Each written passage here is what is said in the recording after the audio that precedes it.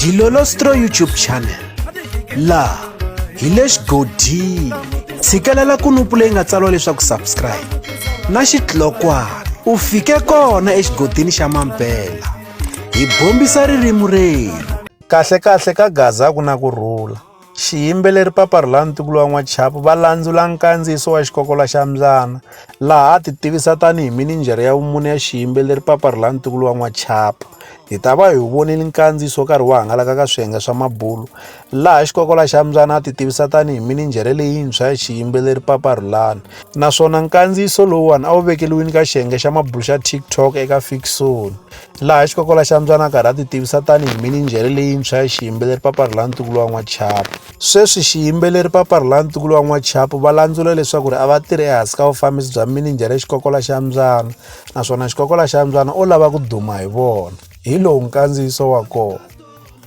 Papa Rhulani. Hello. Papa Rhulani minjhani na? I Xikokola wa hembe le ka TikTok. I Xikokola wa hembe wa ka TikTok. Okay. Se ku na nkulukumba un'wana va ri Xikokola xa Mbyana. Hi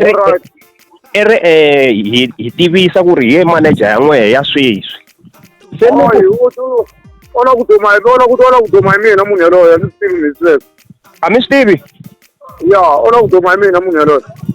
Hawu phela sweswinyana i ni nghena na ye live ka Facebook a tivisa ku ri hi ye manager ya papa Rhulani lontshwa u ve i sungula a ku ni posta ni ku ni nge posti ni nga sungula ni fonela papa Rhulani. Ona ku tsakisa vanhu munhu yaloye mhaka yaleyo a ni yi tivi ha yona.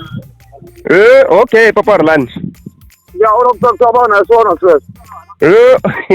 Okay ni khensile papa Rhulani ni ta swi tshikisa sweswi ku me a ni chava ku posta ni nga vulavulanga na n'wina hi ku a mi ta tlhela mi jikela mi ku me ni postaka swilo swa ka swi nga ri ntiyiso maswona. Hayi ona ku duma hi mina munhu yaloye hi swona.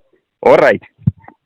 Avuxeni ka gaza lava vulavulaka lawani i Xikokola xa Mbyana vanhu vo tala va n'wi tiva so la ku addressa swilo swin'wana lawani kusukisela namuntlha manager ya papa Rhulani i Xikokola xa Mbyana ku nga mina ni manager part 4 kusukisela namuntlha ni swi addressela ka munhu un'wana na un'wana ta swi tiva ku ri manager papa Rhulani i Xikokola xa Mbyana sukisela namuntlha.